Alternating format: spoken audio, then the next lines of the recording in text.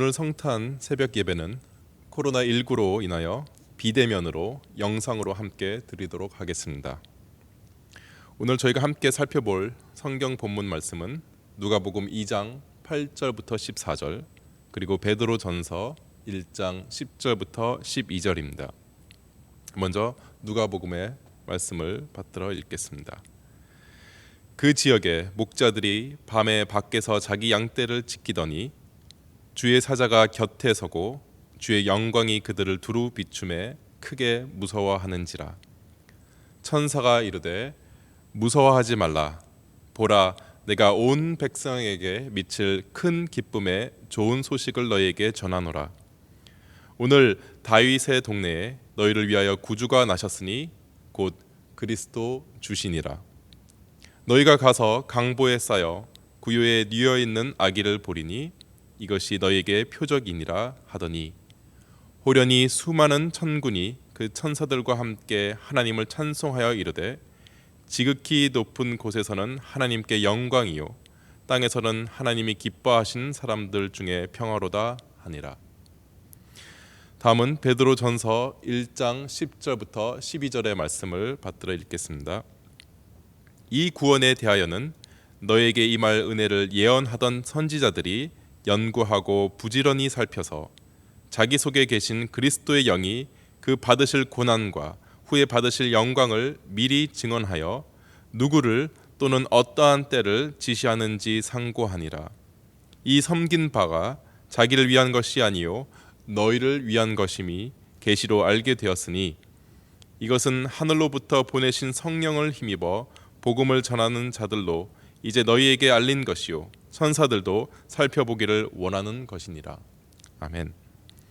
함께 기도하겠습니다.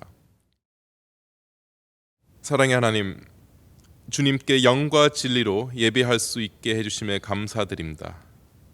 2000년 전 주님의 영원한 말씀이 성육신한 그 거룩한 날을 기념하여 성탄절 새벽 기도회로 주님의 임재를 사모하는 성도들이 함께 모였사오니 저희들에게 생명이 되는 말씀, 빛이 되는 말씀, 힘이 되는 말씀을 허락하여 주옵소서. 그리하여 말씀을 전하는 자나 듣는 자 모두에게 은혜가 되는 시간이 되도록 인도하여 주옵소서. 예수님의 이름으로 기도합니다. 아멘. 참으로 복된 성탄 아침입니다. 올 한 해를 마무리하면서 올 한 해 2020년에 좋은 소식은 과연 무엇일까 생각해 보았습니다. 물론 우리가 당면한 형편과 처지에 따라서 우리가 느끼는 좋은 소식이 각각 다르리라 생각합니다. 그렇지만 2020년 올 한 해 우리 모두가 공통적으로 가장 듣고 싶은 좋은 소식은 1년간 전 세계를 무척이나 괴롭히고 힘들게 하였던 바로 코로나의 백신이 개발되었다는 소식이 아닐까 싶습니다. 분명 아직 완성된 것은 아닐지 모르지만 이 바이러스의 효과적인 약이 개발되었다는 소식은 분명 우리를 비롯한 전 세계에 큰 기쁨을 가져다주는 좋은 소식이라고 생각합니다. 오늘 저희가 함께 읽은 누가복음의 본문 가운데서도 큰 기쁨의 좋은 소식이라는 표현이 등장합니다. 누가복음 2장이 기록된 베들레헴 성 밖에 들녘에서 양을 치던 목자들에게 수많은 천사들이 전해준 이 소식은 어쩌면 우리가 2020년에 들었던 백신의 소식과 비슷할지도 모릅니다. 또한 그 목자들이 이 소식을 처음 듣고 가졌던 그 기쁨은 우리가 느꼈던 감정과 비슷할 수도 있을 것입니다. 그렇지만 2000년 전에 이 목자들에게 전해진 이 기쁨의 좋은 소식은 올해 저희가 들었던 소식과는 전혀 다른 차원의 것이었습니다. 오늘 저는 말씀을 통하여서 이 두 개의 기쁜 소식, 목자들이 들었던 그 소식, 그리고 올 한 해 전해졌던 그 백신의 소식, 이 두 개의 기쁜 소식을 세 가지로 비교하여서 설명드리고자 합니다. 목자들이 들었던 소식과 이 코로나 백신이 개발되었다는 소식이 가지는 첫 번째 차이는 바로 기쁨의 정도의 차이가 있다는 것입니다. 이 기쁨의 차이는 그 소식이 전하고 있는 문제의 깊이, 또한 그 소식이 전하고 있는 문제 해결 방법의 차이에서 비롯됩니다. 오랜 기간 동안 사람들을 괴롭히던 문제의 해결이라는 점에서는 두 소식이 비슷할 수는 있습니다만 그 문제의 깊이나 그 정도는 비교할 수 없는 것입니다. 우리는 1년이 채 안 되는 시기 동안 이 코로나 바이러스의 문제 상황 가운데 있었습니다. 그러나 모든 인류는 아담 이후로 역사 내내 그 긴 기간 동안 죄의 문제라는 상황 가운데 놓여 있었습니다. 코로나 바이러스는 높은 전염성과 치명적인 치사율을 가지고 우리를 위협하였지만 이 죄의 바이러스는 모든 사람을 감염시켰고 이 모든 사람을 영원한 죽음에 이르게 만드는 영향력을 가지고 있었습니다. 그러나 그러한 죄의 영향력 가운데 있던 인류에게 큰 기쁨의 좋은 소식이 전해진 것입니다. 바로 이 죄의 문제를 해결하고 사람들을 구원할 구세주가 세상에 나셨다는 소식인 것입니다. 사도 베드로는 그의 서신 베드로전서 1장 10절과 12절에서 이 믿는 자들의 구원은 선지자들이 오랫동안 살핀 내용이라고 얘기합니다. 또한 12절에서는 1장 12절에서는 그 구원이 천사들도 알기를 원했고 오랫동안 인류가 기다려왔던 소식이라고 설명하고 있습니다. 이 소식이 다루고 있는 이 문제의 정도가 다른 것입니다. 뿐만 아니라 천사들이 전해준 그 소식은 단지 어떤 죄 문제에 대한 치료제 혹은 예방을 위한 백신이 아니라 죄의 세력을 완전히 그리고 온전히 이기시고 승리하실 왕이 오셨다는 소식이었습니다. 그분은 인류가 역사 가운데서 신음하던 죄 문제를 근본적으로 해결하신 것입니다. 뿐만 아니라 그분을 믿는 모든 자들이 다시는 죄의 영향력 가운데 빠지지 않게 하신 것입니다. 그렇기 때문에 이것은 온 백성에게 미칠 큰 기쁨의 좋은 소식인 것입니다. 다음, 목자들이 들은 소식과 코로나 백신의 소식이 다른 두 번째 이유는 바로 그것이 은혜로 이루어졌다는 것입니다. 베드로전서 1장 10절을 보면 사도는 이 구원의 소식이 바로 너에게 임할 은혜의 소식이라는 것을 설명하고 있습니다. 이 코로나 치료제 백신을 개발하기 위해서 세계의 수많은 제약회사들과 정부기관이 상상할 수 없는 천문학적인 비용을 투자하였습니다. 또한 이 치료제 개발을 위하여 세계적인 학자들과 연구원들이 연구하고 개발하기 위해서 노력하였습니다. 그리고 그러한 노력의 결실로 백신 개발 소식을 저희들이 듣게 되었습니다. 그러나 2000년 전 목자들이 들었던 이 기쁜 소식은 사람의 노력으로 된 것이 아닙니다. 그것은 오직 세상을 사랑하시는 하나님의 은혜에 대한 소식입니다. 하나님께서는 아무런 값 없이 자신의 아들을 이 땅 가운데 구세주로 보내실 뿐만 아니라 그 아들의 희생과 죽음으로 죄 가운데 신음하던 이들을 대속해 주셨습니다. 죄인이었던 자들을 의롭다 칭해 주신 것입니다. 더 큰 문제, 더 오래된 문제의 해결 소식이지만 그것은 온전히 은혜의 소식인 것입니다. 그렇기 때문에 이것은 온 백성에게 미칠 큰 기쁨의 좋은 소식인 것입니다. 마지막으로 2000년 전 베들레헴 성 밖의 목자들이 들었던 소식이 가장 큰 기쁨의 좋은 소식인 이유는 바로 그것이 우리를 위한 소식이기 때문입니다.